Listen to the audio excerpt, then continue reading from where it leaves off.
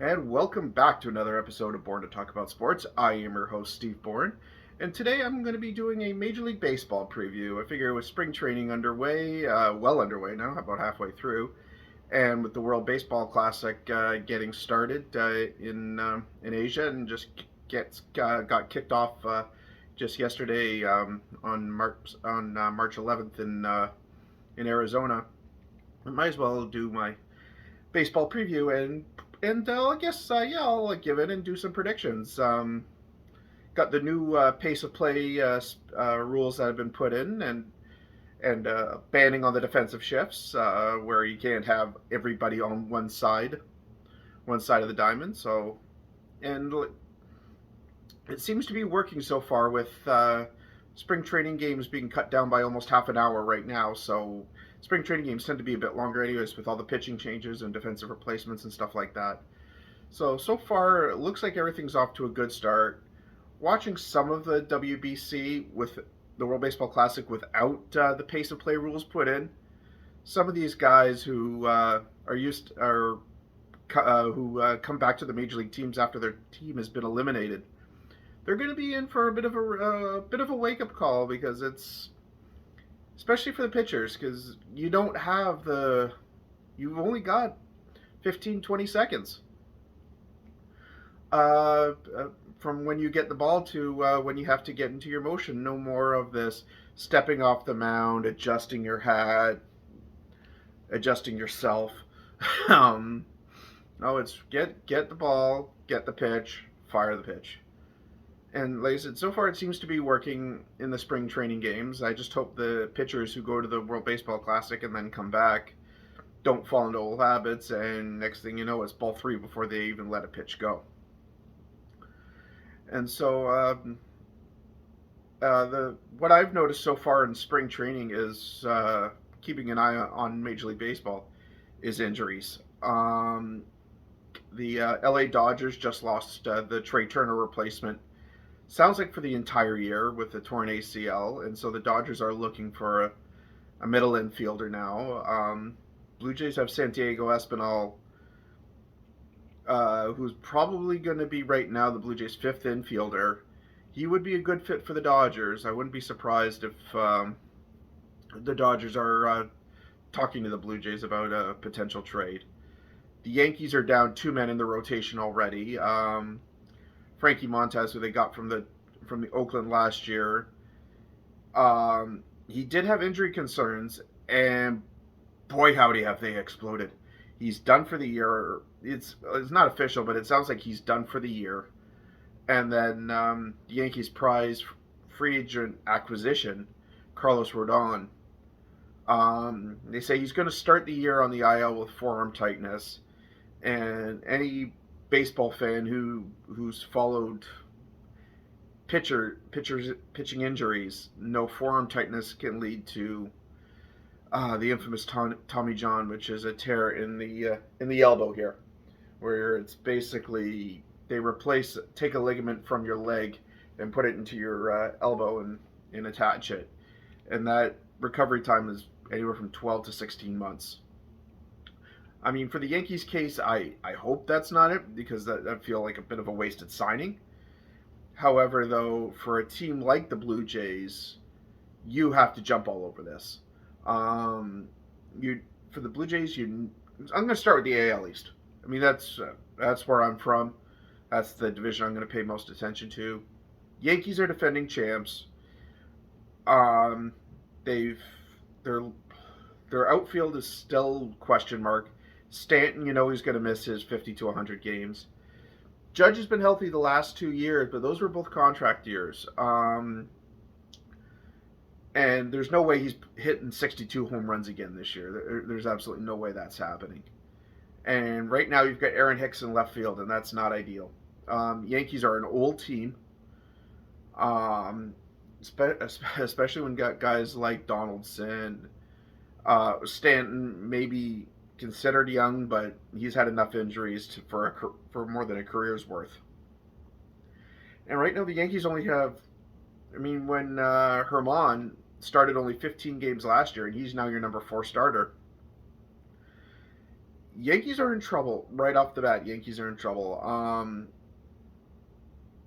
I still think the Yankees usually do find a way. I mean, they still have an excellent bullpen. I've got the Yankees finishing second in the division. I've got the Blue Jays finishing first. I've got the AL East going Toronto, New York, Baltimore, Tampa, Boston. Tampa took, I think, a step back, letting fan favorite G-Man Choi go, but that's Rays baseball. Outside of a couple players that no one stays with that franchise for more than 3-4 years. I mean, there's a reason why they can't draw anybody, because there's no players for the fans to get attached to. Um, Boston, I still think, are cellar dwellers again. Sounds like Story's going to be out again for most of the year. Yeah, Boston just doesn't have enough to compete, especially losing their shortstop for the to San Diego. So yeah, no, and that's how I see that division going. With the AL Central, Guardians won it last year. Cal Quantrill, they're a young up and coming pitcher who they got from San Diego in a trade. I don't. I think Quantrill and Shane Bieber are going to be a scary 1-2 in that division. I've got the Cleveland Guardians winning that division, with Minnesota coming in second, and then it's a race between Chicago, Kansas City, and Detroit for third, fourth, and fifth. Probably Chicago third, Detroit fourth, Kansas City fifth. And in the West, normally Houston, they always find a way, but McCullers is they lost Verlander to free agency. McCullers is going to start the year on the IL. Probably going to miss the first month of the year. Houston's they're gonna be battling with Seattle. Seattle had a really good offseason. Lost one of their key relievers, but picked up a really nice power bat in right field in Teoscar Hernandez.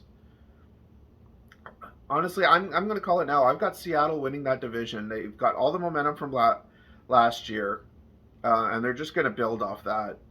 I've got Seattle 1, Houston 2. Probably then you've got the Angels, the Angels, the Rangers battling for 3-4, and then you've got Oakland bringing up the rear. So yeah, so my 3 division winners in the American League will be Seattle, Cleveland, and Toronto, and my 3 wild cards I'm going to do with Houston, New York, and probably either I'm going to guess Minnesota. But again, Baltimore's the team I would look out for. They had a really good year last year until they ran out of gas in September. But if Baltimore can build off the momentum of last year, they will be scary, and don't sleep on the O's. Tampa, I just think they relied too much on pitching last year, and they didn't improve their offense at all. If anything, their offense got worse. Going to the senior circuit, the National League, Mets dominant. It's the National League East is going to be between the Mets and the Braves. Mets on paper are much better, especially getting the American League Cy Young Award winner Justin Verlander. But yeah, that division is going to be a 2. If Philly can get, I mean, Philly did make it to the freaking World Series, but they almost seem like a third place afterthought right now. But that division's going to be, but Philly's going to lose Bryce Harper for a good part of the year.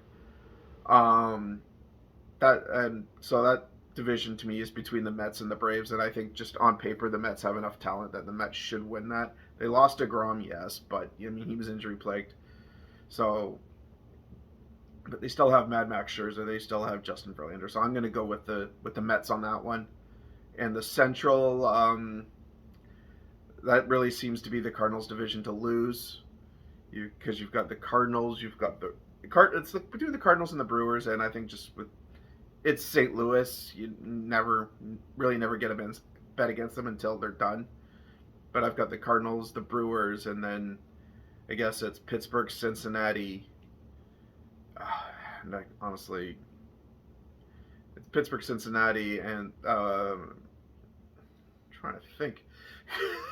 Who's battling for the basement in that division? And then you've got in the in the NL West, you've got the Dodgers and the Padres having essentially an arms race with Colorado, Arizona, and San Francisco battling for 3, 4, 5. So I've got my 3 division winners. I'm gonna say again, Dodgers. I still think they win the division, but choke in the playoffs. So I've got your Dodgers, Cardinals, and Mets winning the divisions, and your 3 wild cards are going to be probably San Diego, Milwaukee, and Atlanta. And World Series pick, hell, Toronto over the Mets. What the hell? I'll be a homer. I don't care. I'll say Blue Jays win the World Series this year. Um, I the only thing about the Blue Jays I'm worried about is their pitching. With can Barrios bounce back? And will the new pitch clock actually help Yusei Kikuchi on the mound? If not, Hyunjin Ryu's coming back in mid-season, so but he's not a sure thing either. But I think with the Jays, it all depends on Barrios and Kikuchi, Ryu, or whoever they get into that 5th spot. But like I said, with Major League Baseball season starting in a couple of weeks, that's my little preview. I think this year's going to be fun to watch. It's going to be interesting to watch now that everybody plays each other. You're not going to see your division rivals 19 times a year, only 12. 2 times at home, 2 times on the road, and that's it. So now with the universal DH for everybody, it only makes sense to do this now. And enjoy the season. There's going to be a lot of ups and downs. Looking forward to see what the final renovations at Rogers Center look like and see how that affects everybody. And yeah, enjoy the season. Earmark this. See how, and I'll check back in October, see how wrong I am. And until then, use the hashtag BourneSports. Like this video, subscribe, tell your friends, tell your neighbors, tell the world. Have a good one and stay safe.